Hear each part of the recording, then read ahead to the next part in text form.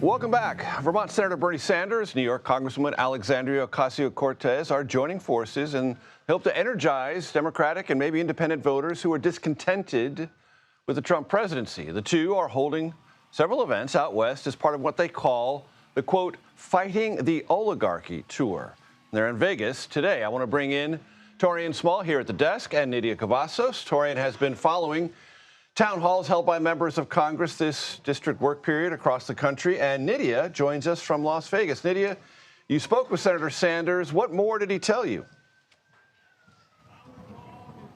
Major, we did have a chance to speak with Senator Bernie Sanders, and we pressed him on how does the party possibly regain the trust of these constituents here in Nevada, the working class, the Latino voters who turned out in November of 2024 to support President Trump. And what he said is that the Democratic Party leadership has to tell the truth, and the truth to him means letting people know that these parties continue to be run by billionaires. And so I did have a chance to ask, he's been vocal about Democratic leadership on Capitol Hill. So I asked if there's work to be done, who is the face to this new Democratic Party and this movement? And this is what he had to say. Moving forward, who's the face to the Democratic Party?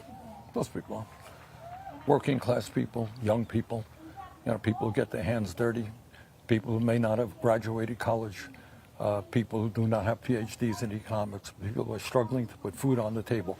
They've got to be involved. We got to listen to them. They are the future of the Democratic Party. And if we're going to transform this country and stop Trumpism, they are the people who are going to have to take the lead.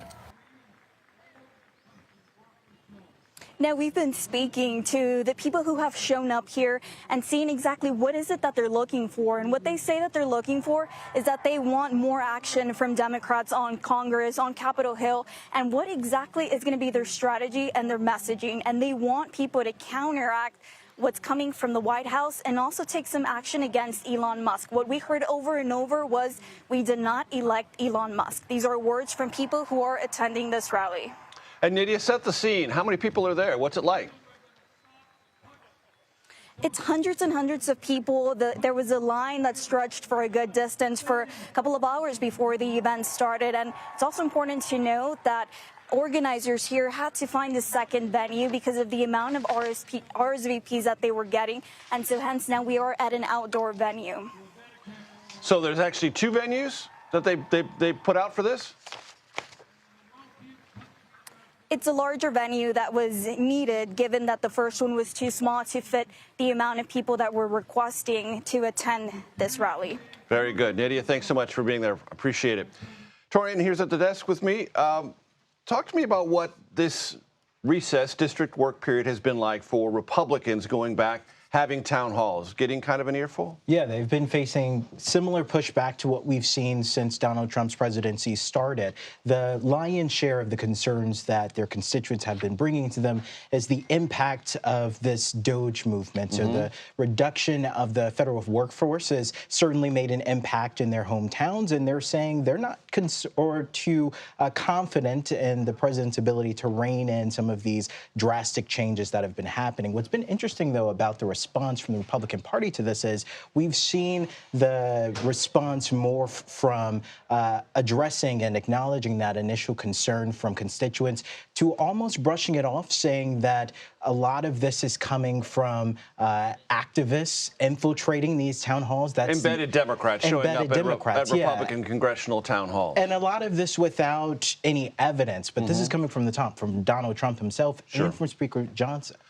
Another part of this conversation this week, while Congress is outside of Washington, is the level of content or discontent among House Democrats with Senate Democratic leadership. Yeah, I mean, Democrats are facing just as much pushback as Republicans. And what's interesting about this turn of events, Democrats were heralding these constituents coming out to these Republican town halls saying, hey, speak your mind, now is the time to do it.